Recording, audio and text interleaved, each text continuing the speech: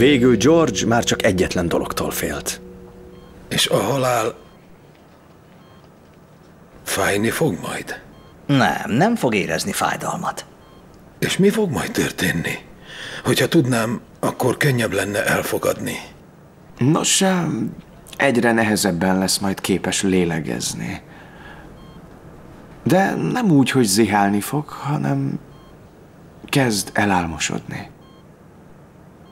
És ahogy majd elkezdenek leállni a szervei, egyszer csak elmegy. Elmegyek? Ez tetszik. És megtörtént. A félelem elmúlt, nem maradt más, csak az elfogadás.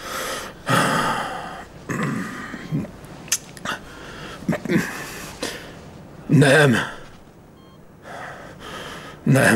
Sajnos nem tudom túltenni magam azon, hogy az egyik percben még itt vagyok, a másikban meg nem. Ezután elmondtuk George-nak, hogy valójában mit gondolunk. Én nagyon félek a haláltól. Én is. Miért hazudtatok? Minden nap a halál ellen küzdünk. Nem árulhatjuk el, hogy rettegünk tőle. Ki csinálna? Hát jól van. Mindenki fél tőle. Igen, a legtöbben. Akkor mi a fenében reménykedhetek? Ha engem kérdez, azt szeretném, ha az utolsó gondolatom szép lenne. Csak ennyi?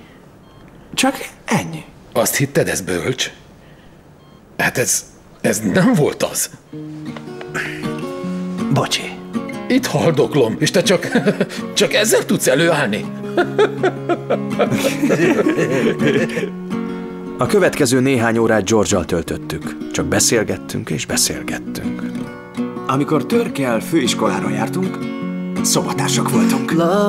Amikor megismergettünk, még rengeteg haja volt, aztán elkopott neki. A harmadik pedig egy WC pompa. Nem pompa, hanem kefe. Bában nem lehet Tunnels to gates of white, just our hands clasped so tight, waiting for the hint of a spark.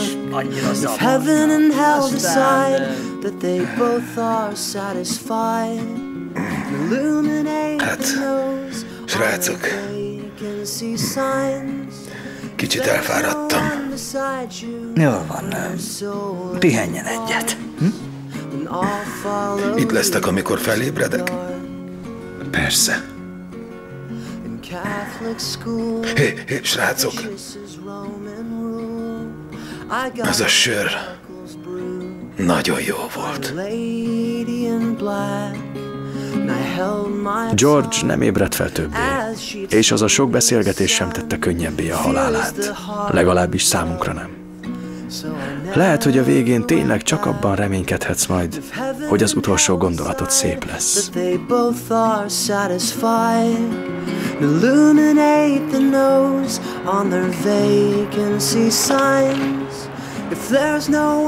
Ami lehet, hogy csak egy jéghideg söríze lesz.